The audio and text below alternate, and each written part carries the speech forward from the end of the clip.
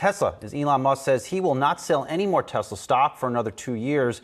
This comes after Musk sold $3.6 billion in stock last week, bringing his total sold over the last year to nearly $40 billion. Joining us now to discuss the path ahead for Tesla is George Gianarikas, Canaccord Genuity Managing Director. Good to see you here this morning. Now, you have more of a positive stance on Tesla than I think the market is thinking about right now. You say there are green shoots over the next 6 to 12 months. Take us through them.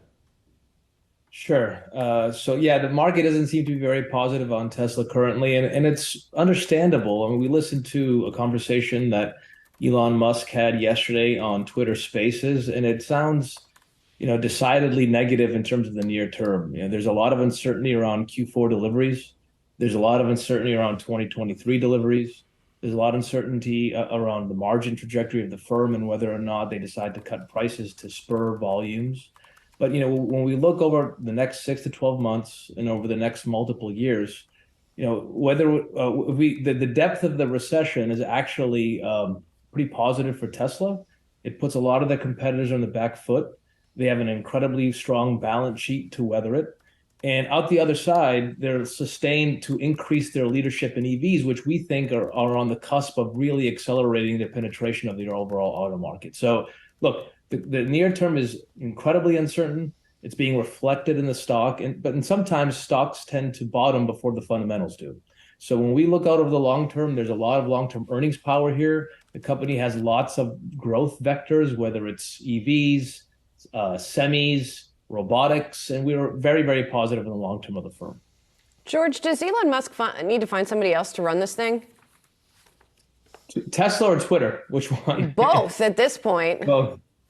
Look, I've been covering the stock for a long time, and we've been through a lot with Mr. Musk. Give us a lot of controversial data, whether it's smoking marijuana on the Joe Rogan podcast, allegations of fraud. Most of these things have been proven to be false. And without his leadership, I don't think Tesla, I have a very high degree of conviction that Tesla wouldn't be here. And with regards to Twitter, we'll wait and see. He's already pledged that he'll step down as CEO and run the software group there. But I am a big fan of his, and I hope that he stays on Tesla for as long as he can.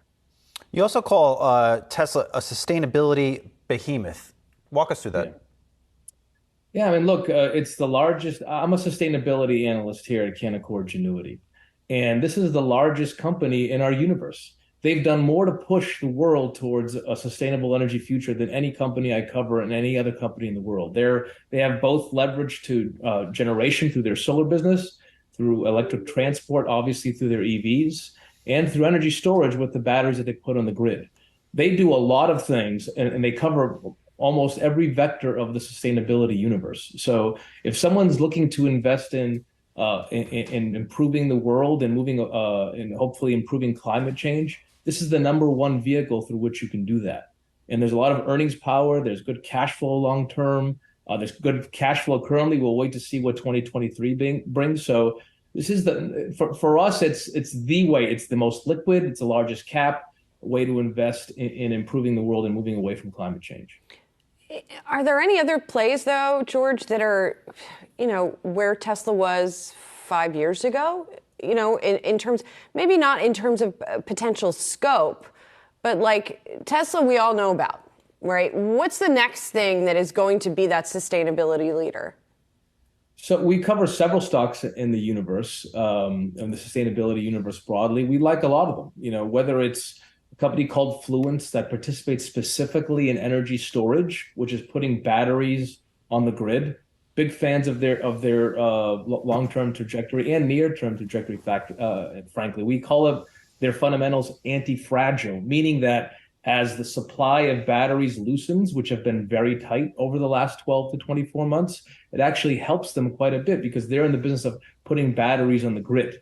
So their demand should remain pretty robust, given that there's a lot of positive implications from the Inflation Reduction Act. But the supply of batteries loosening actually helps the trajectory of the firm in terms of their profitability.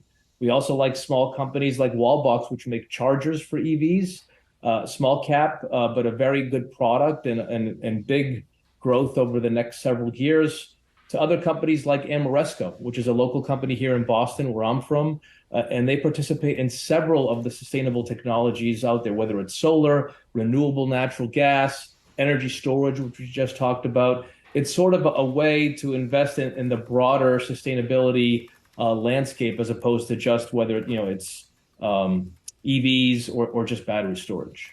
Interesting insight here. George Gianarikas, Canaccord Genuity Managing Director. Good to see you. Happy holidays. Thank you. Same to you guys. Thanks for having me on.